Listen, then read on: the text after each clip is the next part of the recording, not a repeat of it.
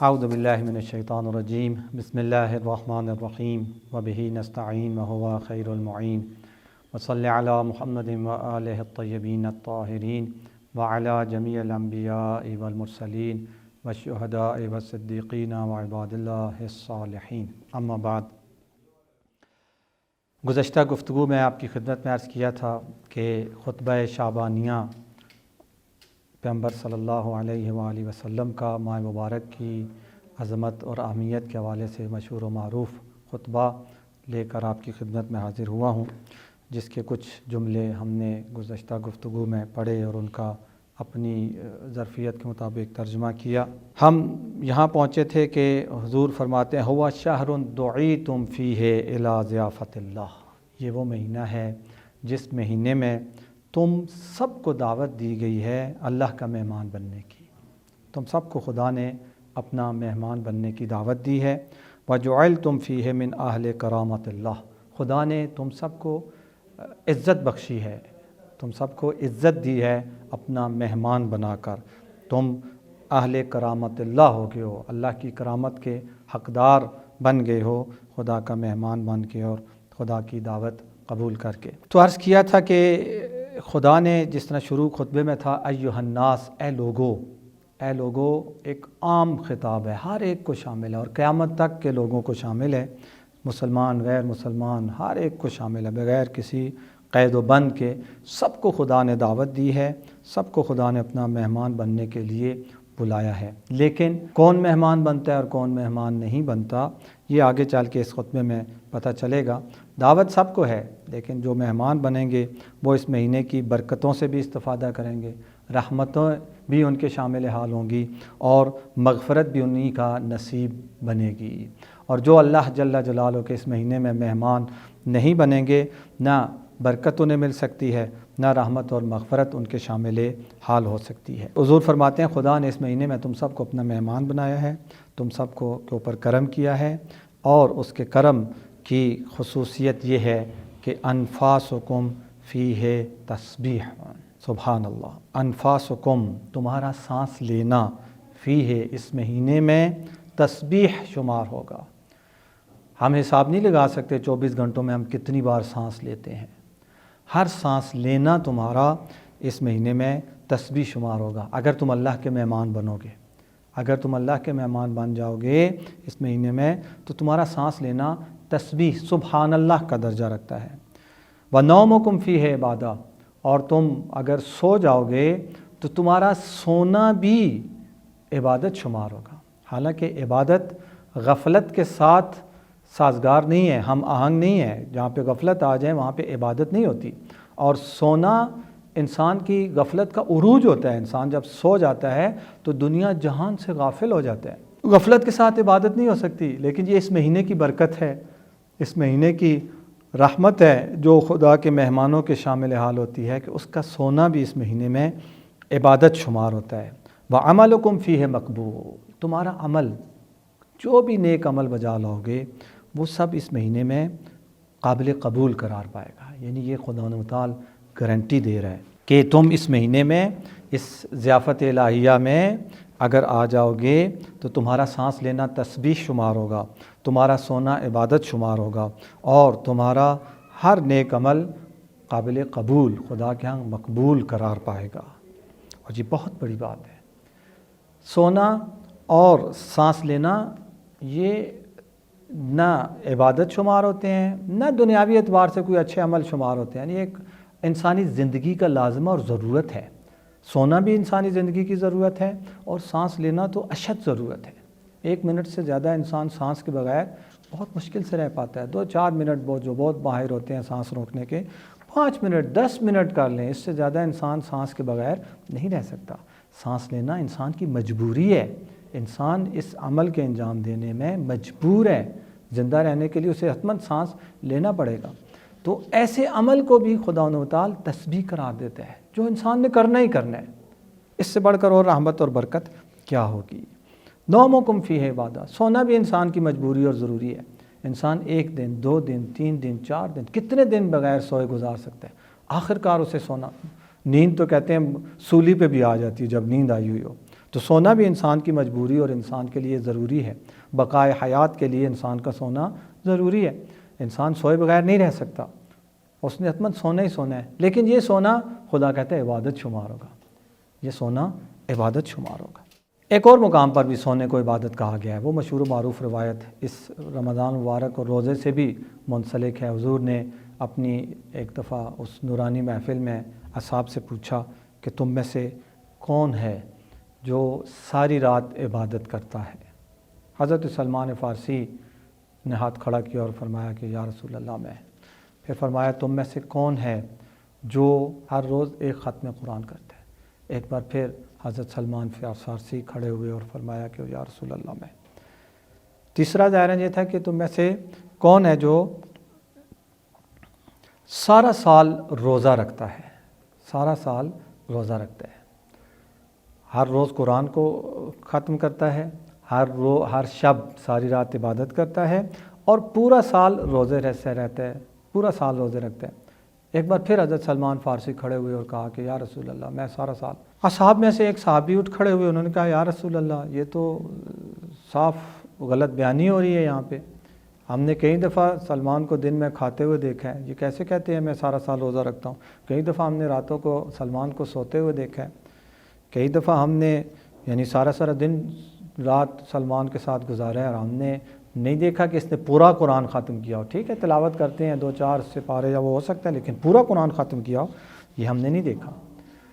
حضور مسکرائے اور سلمان فارسی سے کہتے ہیں ایمان کے 10ویں درجے پر فائز تھے، کہتے ہیں یا سلمان آپ خود اپنا دفاع کریں، بتائیں یہ جو آپ نے دعوے کیے ہیں ان کو کیسے آپ ثابت کریں گے؟ فرمایا یا رسول اللہ آپ نے جو فرمایا کون ہے جو ساری رات عبادت کرتا ہے، میں نے عرض کیا چونکہ میں نے آپ سے سنا ہے، یہ ہے معرفت، یہ ہے علم اور آگاہی، میں نے آپ سے آپ کی زبان مبارک سے خود سنا ہے، آپ نے فرمایا کہ جو رات کو وضو کر کے سوئے گا اس کا سونا ساری رات کا سونا وہ عبادت شمار ہوگا۔ تو میں رات کی وہ جو مخصوص عبادات ہے، نماز تہجد ہے، شب بیداری ہے، وہ ایک حد تک کرتا ہوں، باقی سوتا بھی ہوں لیکن وضو کر کے سوتا ہوں۔ اس لیے آپ کے اس فرمان کے مطابق میں سو رہا ہوتا ہوں لیکن میرے نامہ اعمال میں عبادت لکھی جا رہی ہوتی ہے، میری وہ رات عبادت شمار ہوتی ہے، تو میں نے اس لیے عرض کیا کہ میں ساری رات عبادت کرتا ہوں۔ اسی طرح میں نے آپ کی زبان مبارک سے سنا ہے کہ جو سورہ توحید ایک بار پڑھے گا اسے 1/3 قرآن پڑھنے کا ثواب ملے گا، 1/3 قرآن کا ثواب اسے مل جائے گا۔ 2 مرتبہ پڑھے گا تو 2/7 کا اسے ثواب ملے گا، اور اگر 3 دفعہ سورہ توحید کی تلاوت کرے گا تو اسے پورے قرآن کا ثواب ملے گا۔ تو میں سورہ توحید قرآن ویسے بھی تلاوت کرتا ہوں لیکن سورہ توحید 3 بار ضرور پڑھتا ہوں تاکہ ایک قرآن کا ثواب مجھے ہر روز مل سکے۔ اور تیسری چیز آپ نے فرمایا کہ جو مستحب ہے ہر مہینے میں 3 دن روزے رکھنا، مہینے کی پہلی جمعرات، مہینے کی آخری جمعرات اور مہینے کے درمیان والے جو 10 دن ہوتے ہیں اس 10 دن میں جو پہلا بدھ آتا ہے اس کو روزہ رکھنا۔ کہ ظاہراً روایت میں ہے کہ گزشتہ قوموں پر امتوں پر جب بھی عذاب آیا ان 3 دنوں میں سے کسی ایک دن آتا تھا، اور حضور کی رحمت اور برکت کی وجہ سے اس امت سے خدا نے کہا کہ میں عذاب نہیں کروں گا، تو حضور نے پھر یہ یعنی اپنی امت کو کہا کہ آپ اس شکرانے کے طور پر ان 3 دنوں میں روزہ رکھیں۔ تو فرمایا کہ میں مہینے میں 3 دن روزہ رکھتا ہوں، اور خدا قرآن میں فرماتا ہے کہ جو ایک نیکی بجا لاتا ہے اس کو 10 امثالہا 10 گنا ثواب ملتا ہے۔ تو مہینے میں زیادہ سے زیادہ 30 دن ہوتے ہیں، میں ہر مہینے میں 3 روزے رکھتا ہوں، تو 3 روزوں کے مطلب یہ ہے کہ مجھے یعنی 30 دن کا ثواب ملتا ہے۔ تو اس طرح سے ماہ مبارک سے ہٹ کر باقی 11 مہینوں میں ہر مہینے 3 روزے رکھتا ہوں کم از کم، اور اس طرح سے میں پورا سال روزے رکھنے کے ثواب سے بہرہ مند ہو جاتا ہوں۔ تو وہاں پہ بھی نیند کو اگر انسان ہر رات وضو کر کے سوئے تو اسے پوری رات وہ سویا رہے گا، جتنی دیر سویا رہے گا اسے عبادت کا ثواب ملتا رہے گا، تو وہ بھی نوم اور نیند عبادت شمار ہوتی ہے۔ اور ماہ مبارک میں وضو کی بھی قید نہیں ہے، البتہ وضو کرنا چاہیے اور بہت اچھی بات ہے، یعنی کہ اس سے غفلت نہیں کرنی چاہیے، لیکن یہاں نہیں ہے نومکم فیہ عبادت، دن ہو رات ہو جب بھی تم سو گے تمہارا سونا اس میں عبادت شمار ہوگا۔ یہ کن کا سونا عبادت شمار ہوگا؟ جو خدا کے مہمان بنے ہیں۔ کن کا سانس لینا عبادت شمار ہوگا؟ جو خدا کے مہمان بنے ہیں۔ کن کا عمل اس مہینے میں مقبول درگاہ الہی قرار پائے گا ان کا جو خدا کے مہمان بنے ہیں۔ اور یہاں مہمان کے حوالے سے ایک اور نقطہ بھی آپ کی خدمت میں عرض کرتا چلوں، بہت لطیف اور خوبصورت نقطہ ہے کہ دعوت جب کہا جاتا ہے تو دعوت میں ہمیشہ ایک میزبان ہوتا ہے اور کچھ مہمان ہوتے ہیں۔ دعوت میزبان اور مہمان کے بغیر نہیں ہو سکتی۔ اس دعوت الہیہ میں جو میزبان ہے وہ محجوب ہے، ان سر کی آنکھوں سے نظر آنے والا نہیں ہے، اور سامنے آ کر جس طرح عام میزبان اپنے مہمانوں کی خاطر تواضع کرتے ہیں اس طرح سے خاطر تواضع نہیں کرتا۔ یہ جو مہمان ہیں، جو روزے دار ہوتے ہیں، جو قرآن کی تلاوت کرتے ہیں، جو رمضان المبارک کی قدر و منزلت کو درک کرتے ہیں اور اس کا احساس کرتے ہیں اور اس پر عمل کرتے ہیں، یہ سب اللہ کے مہمان ہوتے ہیں۔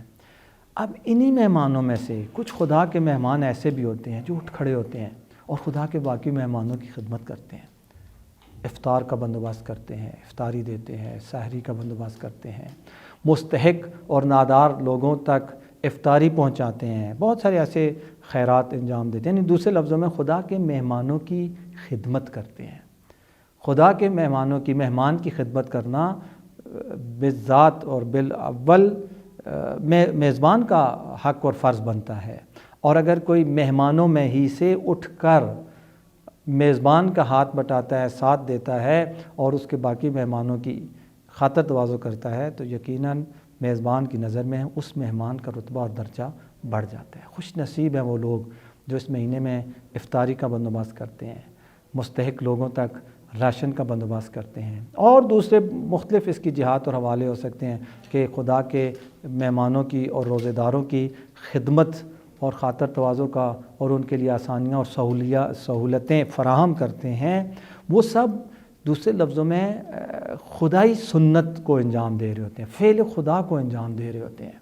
خدا نے اپنے مہمانوں کی خاطر تواضع کرنی ہوتی ہے، اور یہ خدا کا نمائندہ بن کے، خدا کا جانشین بن کے ایک معنی میں یہ خدا کے مہمانوں کی خدمت کر رہے ہوتے ہیں۔ تو اس مہینے میں روزے داروں کی خدمت کرنا یہ ایک بہت بڑی فضیلت اور عظمت ہے۔ کوشش کرنی چاہیے کہ ہم اس فضیلت سے بھی استفادہ کریں۔ تو شہر دعیتم فیہ الی ضیافۃ اللہ وجعلتم فیہ من اہل کرامۃ اللہ، انفاسکم فیہ تسبیح ونومکم فیہ عبادہ وعملکم فیہ مقبول۔ تمہارا عمل اس مہینے میں مقبول ہے۔ عمل کا مقبول ہونا ممکن ہے ہمیں اس کا احساس نہ ہو، لیکن ابھی جو روایت آپ کی خدمت میں عرض کرنے جا رہا ہوں اس سے آپ کو اندازہ ہوگا۔ چھٹے امام جعفر صادق علیہ السلام سے یہ روایت شریف منقول ہے۔ امام فرماتے ہیں جس کی پوری زندگی میں ایک دو رکعت نماز قبول ہو جائے وہ کامیاب ہو گیا۔ کتنی نمازیں ہم پڑھتے ہیں اہل نماز، 5 وقت کی واجب نمازوں سے ہٹ کر نوافل، نماز تہجد اور بہت ساری نمازیں، کتنی نمازیں ہم پڑھتے ہیں۔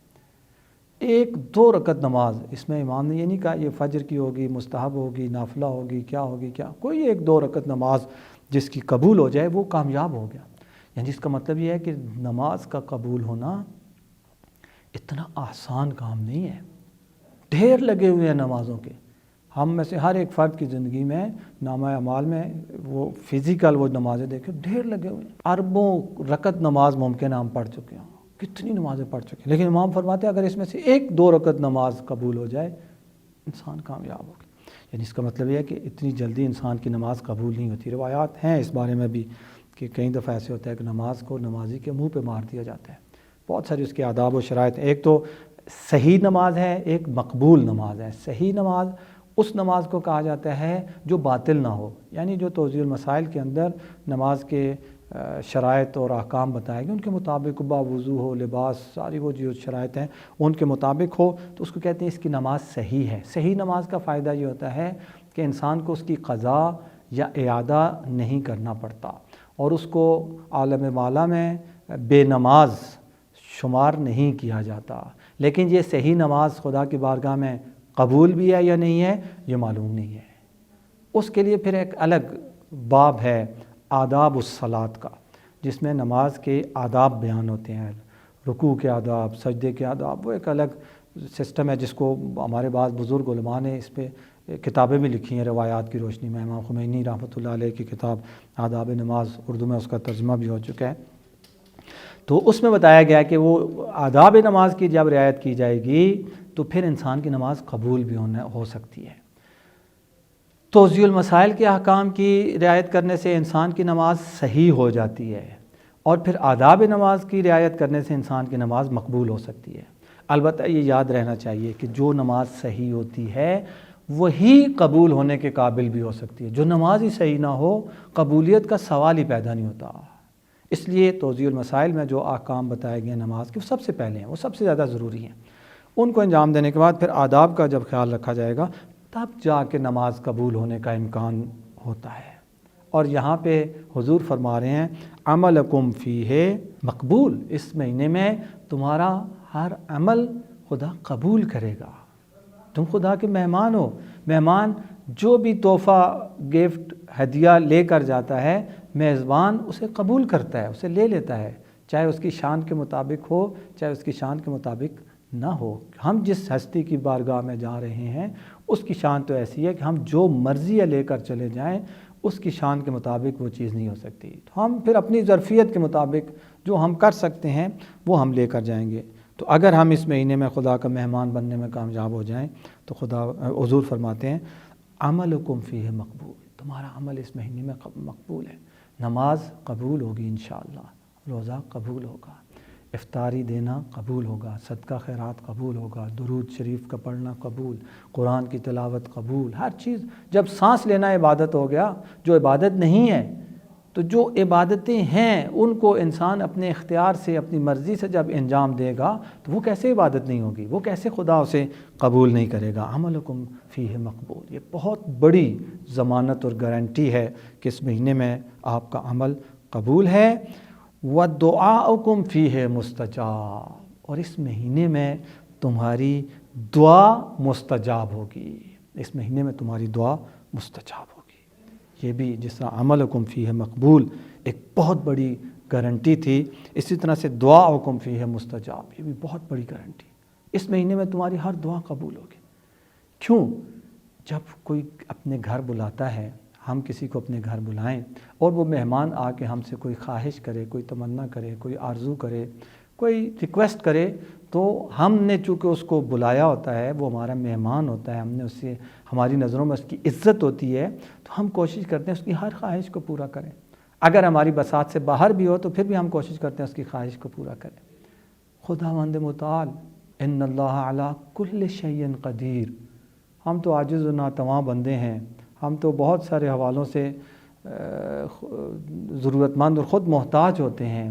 ہماری قدرت، طاقت، دارائی ہر چیز ناقص ہوتی ہے. ہم کوشش کرتے ہیں اپنے مہمان کی ہر چیز پوری کریں. خداوند متعال سے اگر کچھ مانگا جائے گا وہ کیسے پورا نہیں کرے گا، وہ کیسے قبول نہیں کرے گا، وہ کیسے استجابت نہیں فرمائے گا. وہ تو ان اللہ علی کل شیء قدیر ہے. تو دعاؤکم فیہ مستجاب، تمہاری دعائیں اس مہینے میں قبول ہیں. تمہاری دعائے افتتاح اس مہینے میں قبول ہے. تمہاری دعائے ابو حمزہ صومالی اس مہینے میں قبول ہے. تمہاری دعائے سحر اس مہینے میں قبول ہے.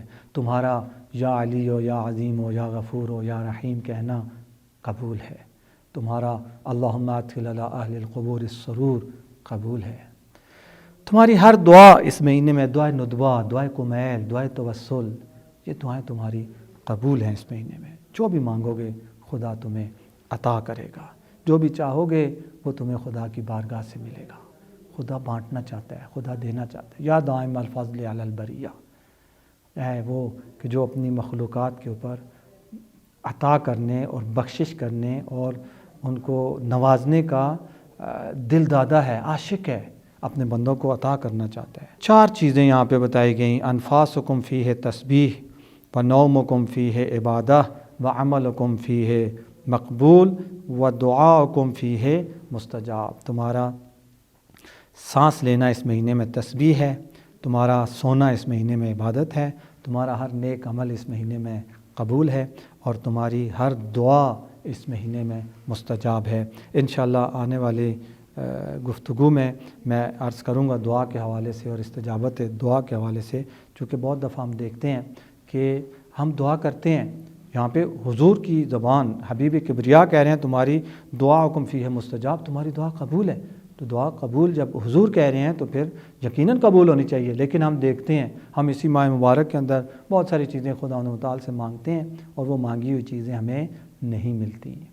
تو یہ ادھر سے حضور فرما رہے ہیں دعاؤکم فیہ مستجاب، ادھر سے ہم جب اپنی عملی لائف میں پریکٹیکل لائف میں دیکھتے ہیں بہت ساری چیزیں مانگتے ہیں وہ ہمیں نہیں ملتی۔ کس طرح سے ہم اس مسئلے کو حل کریں گے انشاءاللہ آنے والی گفتگو میں آپ کی خدمت میں اس حوالے سے عرض کروں گا کہ کیسے یہ ہوتا ہے کہ انسان دعا مانگتا ہے اور وہ قبول نہیں ہوتی، جبکہ حضور فرما رہے ہیں کہ دعاؤکم فیہ مستجاب۔ انشاءاللہ خدا تعالی سے دعا ہے کہ اس مہینے میں زیادہ سے زیادہ ہم سب کو نیک اعمال بجا لانے کی توفیق عطا فرمائے، تاکہ یہ اعمال ہمارے خدا کی بارگاہ میں مقبول اور قبول ہوں اور ہمارے لیے ذخیرہ آخرت بن سکیں۔ والحمد للہ رب العالمین وصلی اللہ علی محمد و آلہ الطاہرین۔